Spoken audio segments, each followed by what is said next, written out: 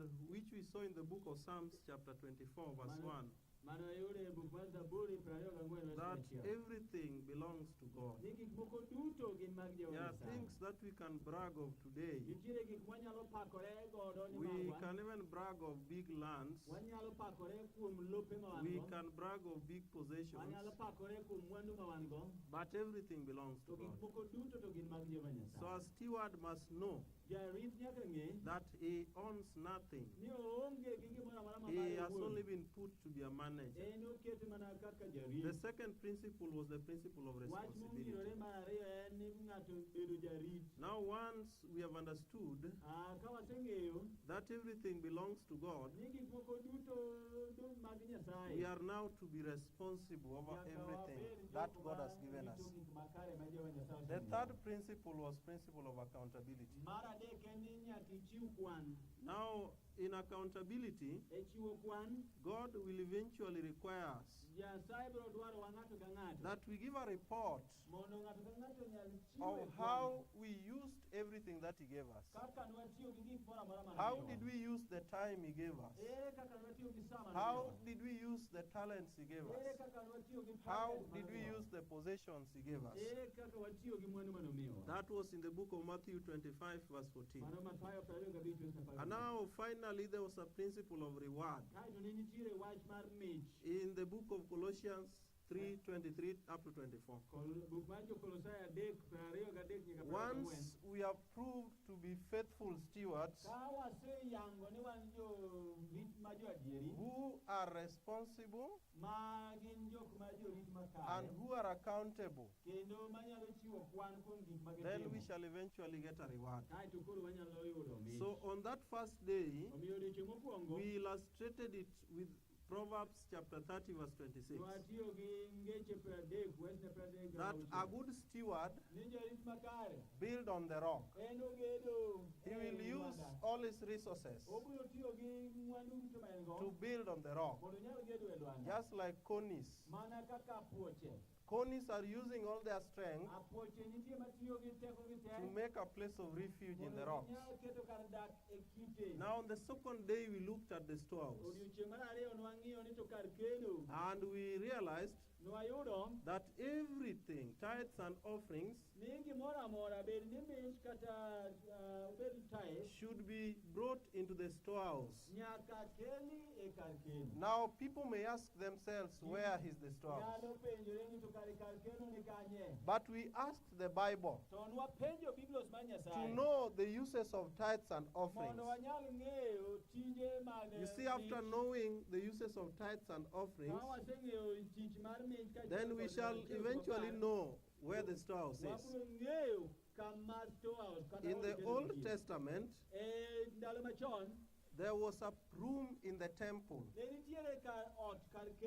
And it's even during the time of Reformation brought by Nehemiah, that place was still prepared in the temple. And people were to bring offerings and tithes. They were to be kept in the temple, that food may be found in the house of God. So the Levites who were ministering in the temple were using these tithes and offerings. The tithes were specifically used by the Levites. But the offerings could even be given to the poor. That means in the house of the Lord, if people bring offerings, then even the poor in the society will be helped. But today, men of God are so greedy that they don't even remember those who are poor in the society. Now, in the third day, we looked at the book of Proverbs chapter 30 verse 25. And we were given an illustration of the ants. We realized one wisdom that the ants have, that they collect during summer. They collect during summer. They bring into the storehouse when it is still summer. And when winter comes, it finds when they have food. So that illustration was really wanted Christians to copy. That when Christians look at ants, then they can copy that lifestyle by collecting when it is still summer, by bringing when it is still summer. And so when winter comes,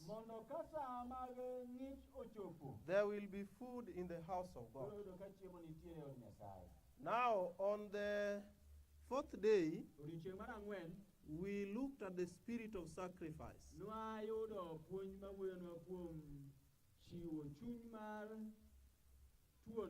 And this, we got an illustration from the book of Genesis, chapter 43, verse 9. We looked at Judah. You see, a time came when there was famine in the world. And even in Israel there was famine. There was no food in the house of God. And so the sons of Jacob were to go to Egypt. You see, they went for the first round, and the governor demanded their last born. So Simeon remained there in Egypt until Benjamin would be brought. So if they were to go for the second round to bring food into the storehouse of God, Reuben, as the firstborn, went before his father. So he said, he pleaded with his father that the father may release Benjamin to accompany them, that they may bring food into the storehouse. But you see, Reuben had one problem, that he could not guarantee life to Benjamin. He was not ready to stand in for Benjamin. Instead of standing in for Benjamin, he was ready to sacrifice his children if he may not come back with Benjamin. But you see, when Judah, the fourth son, stood, he said that he will be a surety to his brother Benjamin. He will sacrifice his life so that Benjamin remains safe, and that he may bring food into the storehouse. Yeah, he could not look at his family going hungry. So he was ready to sacrifice his life. And we realized, brothers and sisters, that faithful stewards in these last days, they must be having a spirit of sacrifice. Yeah, we shall not have food in the house of God if we do not have the spirit of sacrifice. Now, yesterday we looked at Genesis chapter 14. We saw Abraham also showing a spirit of sacrifice. You see, the kings of the east came and attacked the cities of Sodom and Gomorrah. And Lot was found in Sodom. So he was also attacked. And when Abraham heard this message, he had to sacrifice. Abraham had never been a military soldier. He had never fought any war. But he had to sacrifice his wealth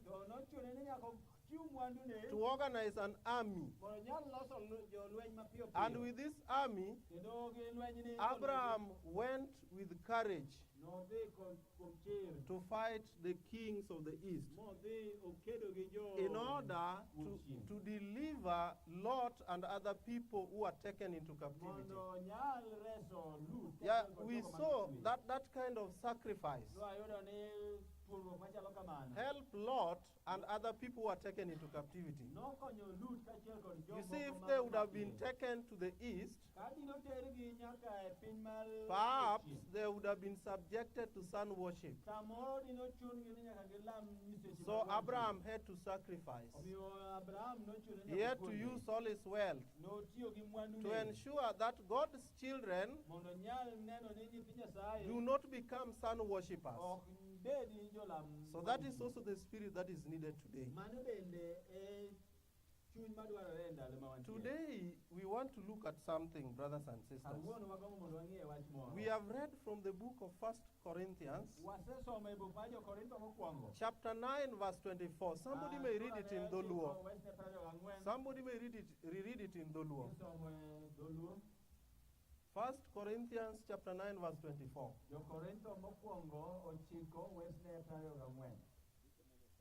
The Bible says, Jongwech duto ringe pap nyithi Nyasaye, but only one will get a prize. Thank you. That there are so many people in the race. So many people are running. So many people are competing. But only one is going to get the prize. Can you say amen? Only one person is going to get the prize. I want to illustrate that text with the book of 2 Samuel chapter 18. 2 Samuel chapter 18 is a story about the death of Absalom. You all know that Absalom was the son of David. One who rebelled with the kingdom of his father. But in this story, we are not going to go into details about the death of Absalom, but we are going to look at two people who are in a race. There are two people who are found to be in a race in this context. One is called Ahimaaz, and one is an Ethiopian, who in that context is a Gentile. You see, Ahimaaz was a Hebrew, but this Cushite or an Ethiopian is a Gentile. So people are at the battlefield, and the commander-in-chief here is Joab. You see, people are fighting the army of Absalom, who has rebelled against the reign of his father. So you see, David gave instruction to this army that even if they are going to fight, let them not take away the life of Absalom, his son. David wanted the army to deal kindly with Absalom. But this is not what Joab did. You see, when Joab, as the commander-in-chief, got an opportunity with Absalom, he decided to kill Absalom. So when Absalom died, now two people were to be in a race. Two people were to take the message to the king. Ahimaaz came forth to take the message to the king. And there was also a Cushite who was also to take the message. Now, allow me give you the background of Ahimaaz. Sometimes you don't know him. Ahimaaz, there are 3 Ahimaaz mentioned in the Bible. But the one we want to talk about today is a Hebrew. He is a son of somebody called Zadok. During this time, Zadok, who is the father of Ahimaaz, was the high priest. He was the high priest in the land of Israel. So that means Ahimaaz is not just a layman. He is someone who is the son of the high priest. One who is to be the high priest in case his father dies. This is someone who has been entrusted with all the oracles. Yeah, if it is the rabbinical school, then Ahimaaz has passed through rabbinical school. Yeah, if it is Bugema or Baraton, Ahimaaz has gone through Bugema or Baraton. Ahimaaz may even be having masters in divinity. Ahimaaz is one, maybe if he's talking, people will hear about him. So Absalom is dead. And the message is to be taken to the king. Yeah, you see, we want to look at this because you see, once the resources have been brought into the storehouse, and they are to be used by the ministers, then we only have 2 categories of ministers. There are people who will follow the line of Ahimaaz, and there are people who will take the message like the Cushite. But all of them are using the resources from the storehouse. All of them are using the resources of God. So, Absalom is dead, and the message is to be taken to the king. Let us read the book of 2 Samuel chapter 18, verse 19. Verse 18. Verse 19. Chapter 18, verse 19. No watch on here.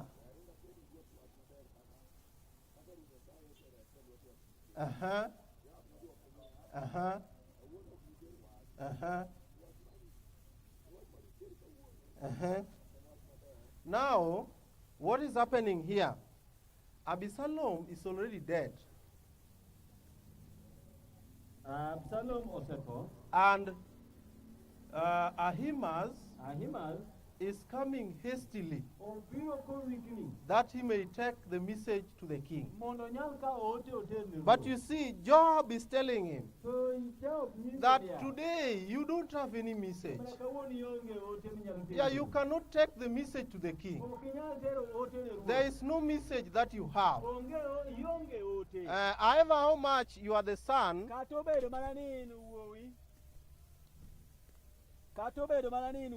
however, how much you are the son of the high priest, you do not have any message to take today.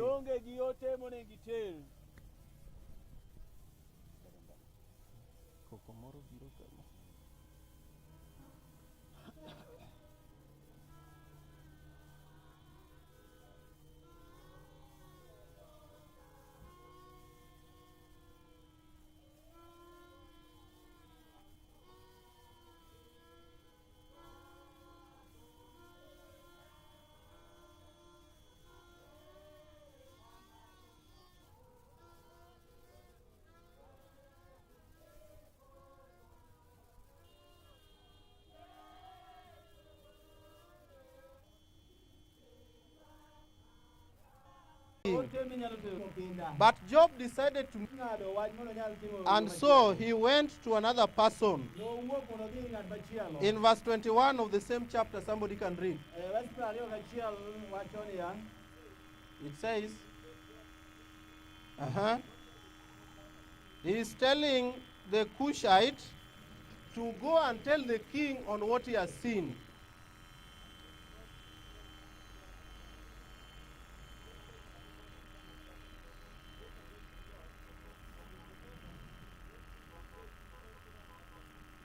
Thank you very much. So, Job has decided to entrust a Gentile with this message.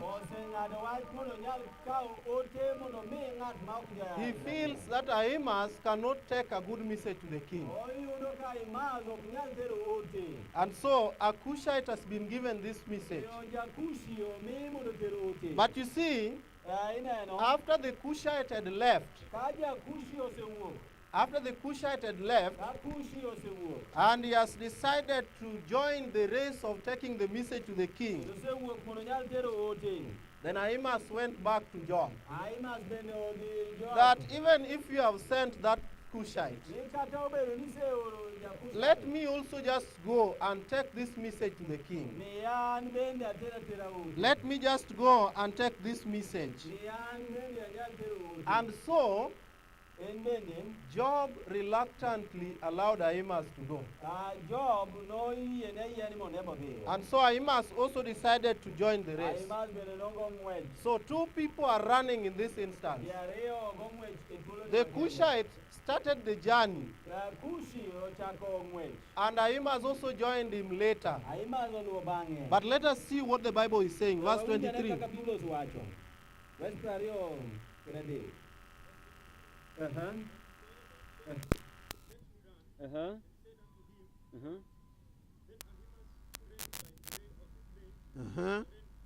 Yeah, you see, I want you to see the route that is given to Ahimaaz. The route that Ahimaaz is taking is different from the route that the Cushite has taken. Can we be helped in these things? You see, Ahimaaz has been told to follow the route along the plain.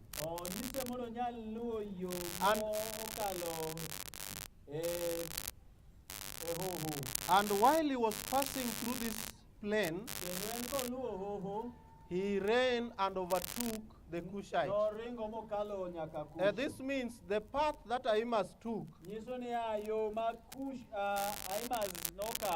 was a path which was very straight. A path which was very straight. A path which did not have any obstacles.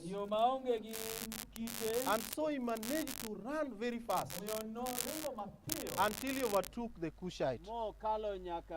But you see, before Ahimaaz could reach, the watchman at the gates of the king's palace saw somebody coming. They saw somebody running very fast. And so they asked the king. Yeah, we can read that from verse 25.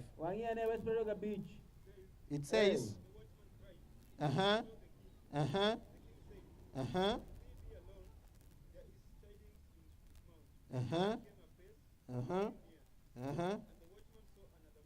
The watchman, you see, the first person the watchman saw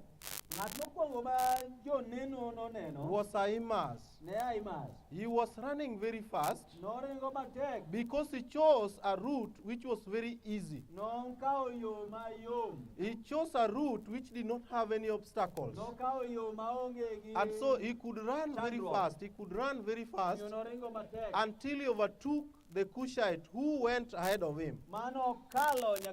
And so while these people saw Ahimaaz coming, you see, they still don't know that is Ahimaaz. But after seeing him coming, they also saw another man. And this was the Cushite. And so the king decided to calm the watchmen and told them, if it is one person coming, then he's coming with the good news. But now I want you to hear in verse 27 that from a far distance, the watchmen could know that it is Ahimaaz coming. Verse 27.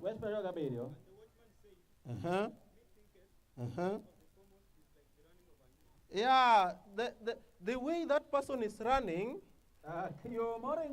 He may be Ahimaaz. That person runs like Ahimaaz.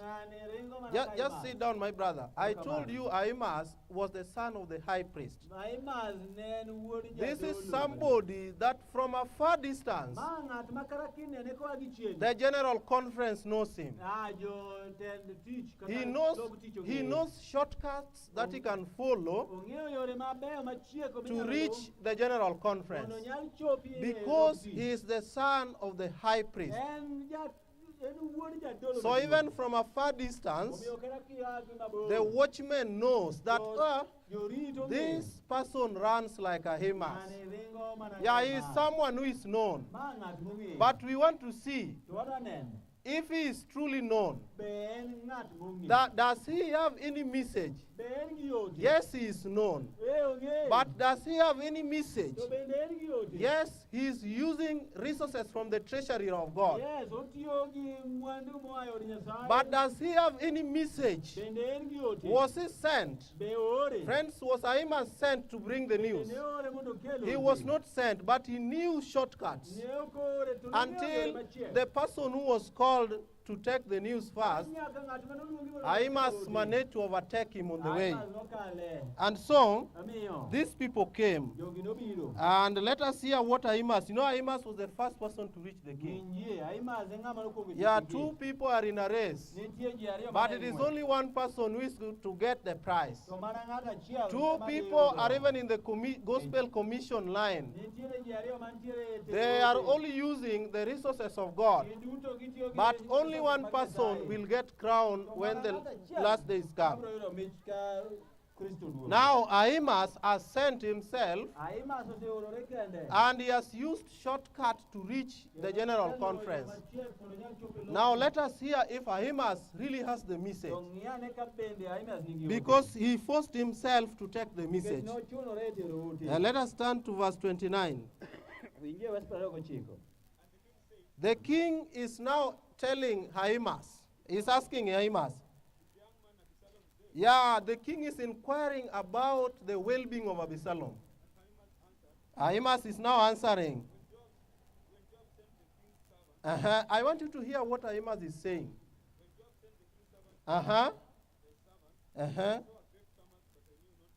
Yeah, ni kane jobora.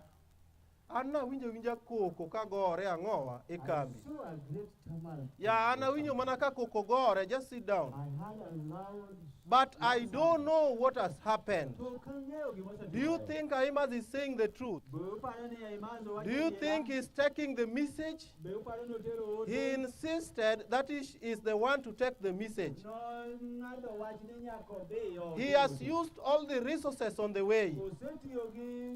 You see, if Ahimaaz was there today, if one was sent ahead of him and he overtook him, perhaps Ahimaaz was even given taxi to take the message. He was even given accommodation at treat house simply to take the message. But you see, when the time comes for Ahimaaz to give the message, he is saying that when Job was sending me, I only heard people making noise. But I don't know what has happened. Yeah, people who are using the resources of God, yet they do not have any present truth. You see, there are people in the race. They are using the resources from the storehouse of God. They are sons of high priests. They are products of the modern rabbinical schools. And they are consuming tithes and offerings from the storehouse of God. But they do not have any message. They are like Ahimaaz, that they are sending themselves, yet they still cannot give any message. This is what is happening among many preachers today, that there is much in the storehouse of God, yet there is no faithfulness among the commissioners. There are people who have just come in the church to send themselves. Yeah, some of them can associate themselves even with pastors today. They can even say that we have been qualified by the schools of today to be pastors and ministers, yet they do not have any message. Yeah, so stewardship and present truth should go hand in hand. You see, Ahimas used all shortcuts. There are so many people using shortcuts. They have used shortcuts even to become ministers. But when a time has now come for them to give the message, they do not have any message. Yeah, there is no message. Yet, a lot of resources has been invested on them. So that is what Ahimas did. Now let us hear when the Cushite reached, a Gentile, one who was not first given the oracles of God, one who did not even go to the school like Bugema, one who did not even go to school like Baraton, one whose father was not a high priest, but when he was commissioned to take the message, when he was commissioned to take the present truth, what did the Cushite do? Let us read verse 31, from verse 31. And behold, you see, he came very late, even though he was the first person to be sent. He did not even have, you see, the conference could not even pay for him a taxi. So he was to use a long cut to reach. He could not walk through the plains like Ahimas. And so he came very late. But now what is the Cushite telling the king? Verse 31. My Lord.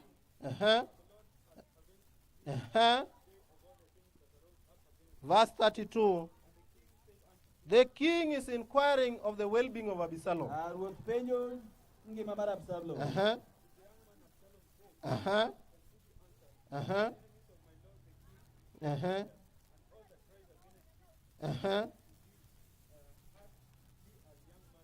Now I want you to get the response of the Cushite.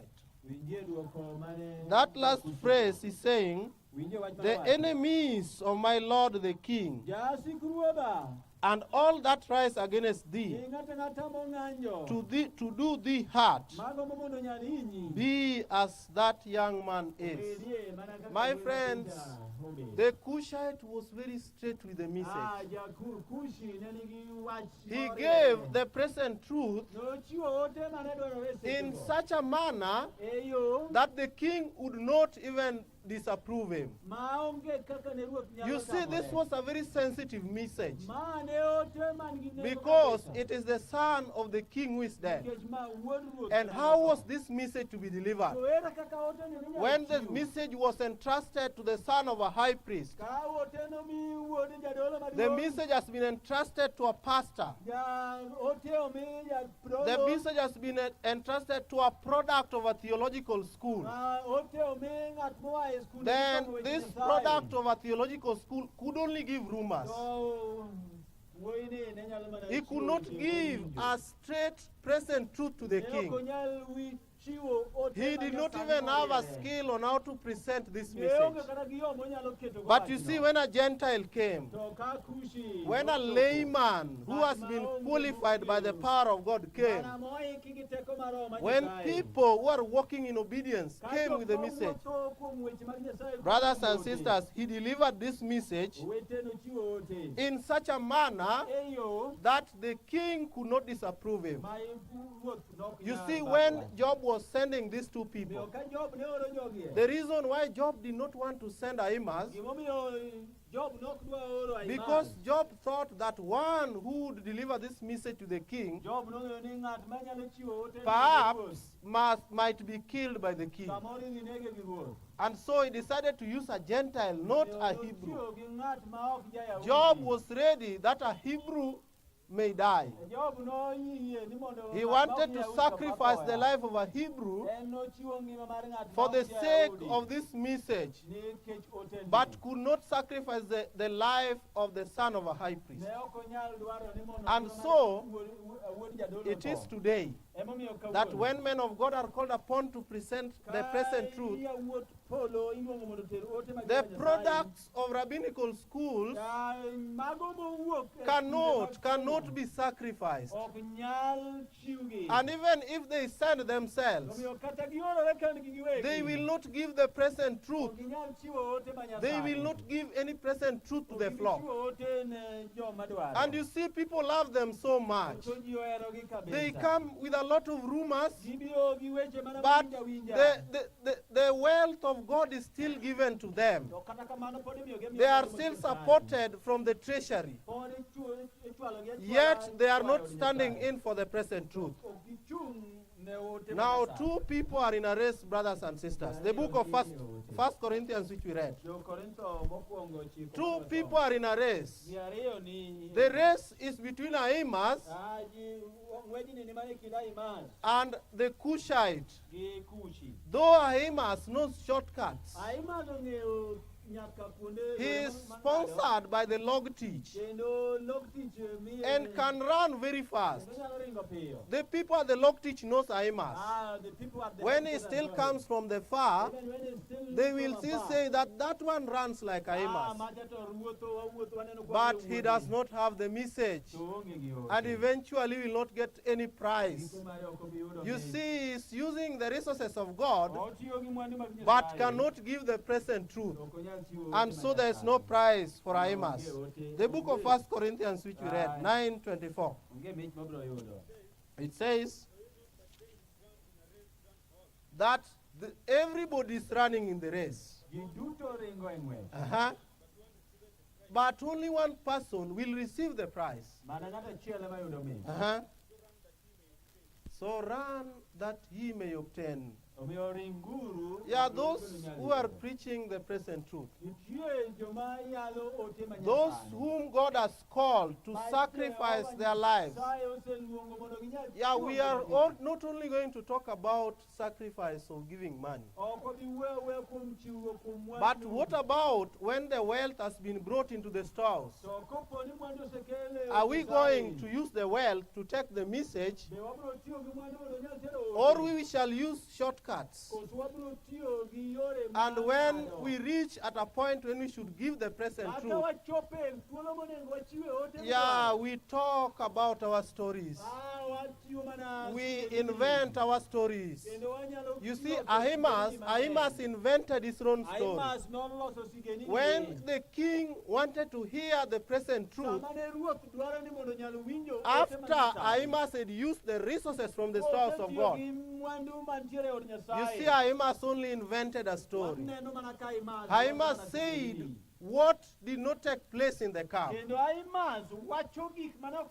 although he had the present truth. And so, ask yourself, brothers and sisters, if you are called to be in the race, friends, are you going to be faithful in the race? Yes, you know, we are treading along the path of the laymen. Yes, we are not the sons of the high priest like Ahimaaz. We do not know any shortcut which we can use. Yeah, we may not even be told to pass through the plain. We may not be sponsored by even log teach to take the message. But you see, after a long walk in a rugged land, even if the sons of the high priest will be ahead of us, are we going to be faithful in the message that we have? Are we going to speak the present truth? Yeah, you see, are we going to speak it before the king? Yeah, it is the king of this world, you see, David was the king by then. But the Cushite did not care. He had a message to take. Yes, he had been called to deliver this message. And so he was to remain faithful. So are we going to remain faithful? And you see, when Ahimaaz could not give the present truth, the king told him to stand on the left side. He could not be given any reward. You see, as much as this news was so sensitive and so bitter, you see, the king wanted to hear that present truth. And so the Cushite delivered it. I want us to finish with this aspect.